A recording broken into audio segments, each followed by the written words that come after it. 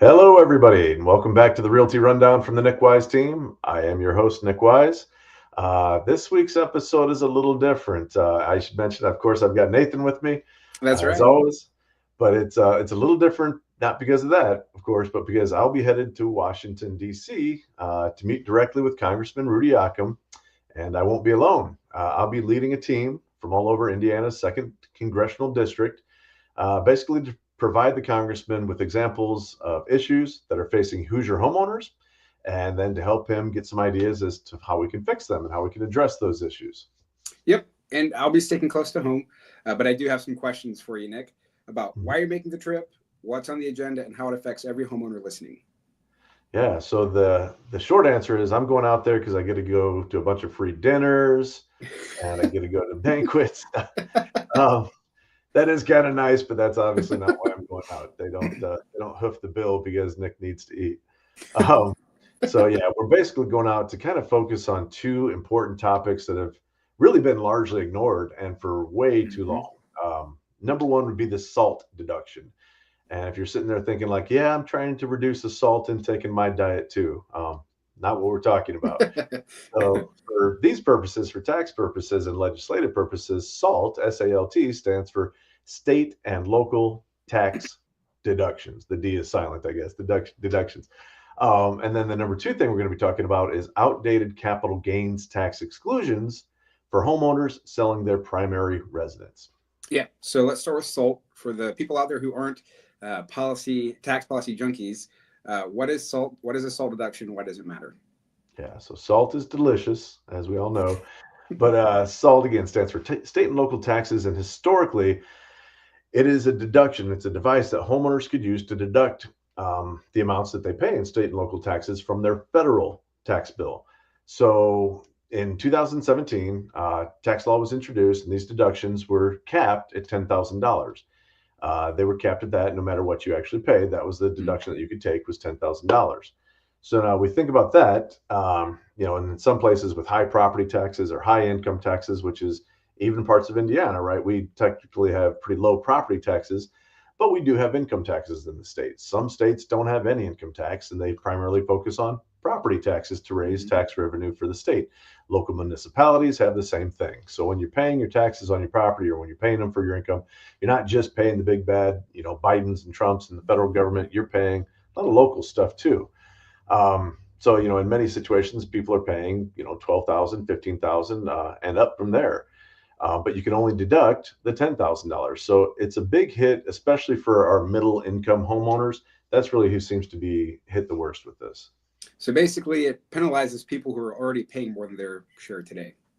Yeah, yeah. When you break it down, like who is the middle income homeowner? That's a lot of your business owners. They're paying taxes obviously for their business, and then because their properties are traditionally appraised at a higher value or assessed at a higher value, I should say, they're going to have higher tax, payments already for property taxes, and then of course their income taxes are going to be a little bit higher too, because they're in a higher tax bracket there. So, I think it is fair to say that they're paying more than average. Is it more than their share?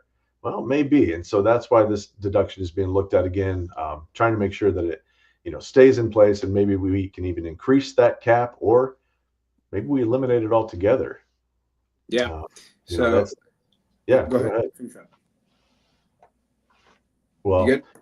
yeah, I think that kind of covers what the salt cap deduction is. It's a reflection kind of what people are paying in those state and locals. Yeah, for sure. And I also know they're pushing to raise the capital gains tax exclusion for homeowners as well. This one's huge. Walk us Yeah. through it. Yeah, so this is a problem that's been in place for quite a while now. The salt deduction that we talked about, that was in 2017. So, at the start, kind of Trump era presidency and some of the tax breaks that we saw on that, that platform. This one goes all the way back to 1997. That was the last time that the capital gains tax exclusion for homeowners was adjusted or raised. So, Nate, I know you haven't been in real estate since 1997, neither have I, but I don't think you need to have been in real estate to know that home values have increased dramatically Yeah. in the last 30 years. We're talking about Yep. almost 30 years, where we've seen home prices double, in the last 10 years, 15 Mm-hmm. years for sure. In the last 30 years, they've obviously gone up even more than that. So right now, if you sell your primary residence, you're living in your home, you sell your home, you can exclude $250,000 in gains as an individual or $500,000 as a married couple from these capital gains taxes. Now, again, these are gains. So this is not if you sell your home for $260,000, you've got to pay, taxes. It's gains. So it basically be if you paid $100,000 for a home and you're a single person and now you sell it for more than $350,000, that's your $250,000 gain. And again, these are big numbers. You're like, wow, my goodness, who's gained that much in value? A lot of people have, a lot of Hmm. people have. And these are your primary homes. These are not investment properties. This is mom and dad's home that, maybe they're reluctant to put on the market because they're looking at this and saying, okay, we've got other issues, the higher interest rates when we buy something new. We love our refi that we did 4 years ago. And then you've also got this tax that they're going to be hit with, for basically capital gains. So it's just another thing that reduces the amount of people that are willing to sell, that are willing to make a move, even if they technically would like to. So really, everyday homeowners is what we're talking about here, but especially those retirees, especially those longtime Hmm. homeowners, they're getting taxed on what's really just a normal appreciation of value. Yeah. And again, just to reiterate, it's going to discourage people from selling because they're afraid of the big tax bill. Yep, yep. And even though I think we just talked about this, you and I did, Nate, off camera a little bit, Hmm. inventory is rising. It's still about half of what it should be in a normal market. So with a tight inventory market, this is just another way that we're looking at to say, hey, why don't we go ahead and do something to increase this modernize this capital gains exclusion and hopefully bring some more homes on the market that are really ready to come on the market in a natural cycle, but people aren't putting them up. Yeah, exactly. And you're not the only one fighting this fight. So I assume that NAR's legislative team is also helping with this as well. Yeah, yeah. NAR has been awesome. The National Association of Realtors. That's why I go out and do this every year. I'm going to be joined by, like I said, a bunch of other realtors who, some of them go of their own accord and they pay for the whole thing themselves. I do. I get a stipend, so it covers a percentage. It's a pretty good percentage of it. But then anything over that, I do pay for as well for myself. But I believe in it. Um, I know the work that NAR does, as far as you can call it what you want, but it's lobbyism, but they're Hmm. lobbying on behalf of homeowners. And I feel very confident saying that now that I've done it for as long as I have. I don't think I've ever gone to one of these meetings and said, hey, we really need to get out to DC and make sure we're protecting our job as realtors. That's Hmm. never once come up. That's never a topic that we're like, we want to address this. It's Hmm. always about how do we protect homeowners? How can we increase home ownership? What can we do in these, with new bills that may be proposed? And I will say I've gotten, some feedback already from NAR, the National Association of Realtors. There is now this first draft of this tax reform bill. Nate, I don't know if you've seen the name that's kind of being thrown around at it, but the one big beautiful bill. It's a beautiful bill. It's going to do a lot of beautiful things. Yeah, that's my It's a good Trump. impression. I'm It's actually getting impressed. better. It's getting better. I work on it a lot. So, um, but no, that's really what this is. And NAR is looking at it, and their direct feedback to me was, hey, we feel like this is a very Hmm. positive bill for real estate. Good. So we love that. Again, it's early. It's not been obviously included in the tax code yet, but it does contain provisions that will review and modernize these tax exclusions and bring some fairness back to the code. Really, that's what it's about. We don't need to necessarily help the people at the very top levels. We need to help the people in the middle on down. And that's what these things can do and will do. So we've got momentum right now. Obviously, again, it's got the support of the real estate agency, the National Association of the state and locals. But we are going out there to make sure our representatives understand the urgency to get this done now. We don't need to wait another 4 years or longer when there's going to be new tax legislation to be reformed. We need it included now. Yeah. So when you sit down with Congressman Yakym, what's the message? Yeah, so one of my, I always over prepare. I tend to over prepare for everything because I'm just that way. But one of my main jobs, I guess, of going out there and leading this team is just kind of that lead. To kind of fill in holes as they need to be filled in the conversation, because this team that's going out with me, it's probably going to be somewhere between 10 to 20 people. Oh, And nice. it's typically, they're there because they understand what's going on. They're rehearsed. We ask them to kind of bring a story, like, hey, do you have an example? And I've got one locked and loaded myself. Like, hey, this is a couple that has been in this home for 40 years.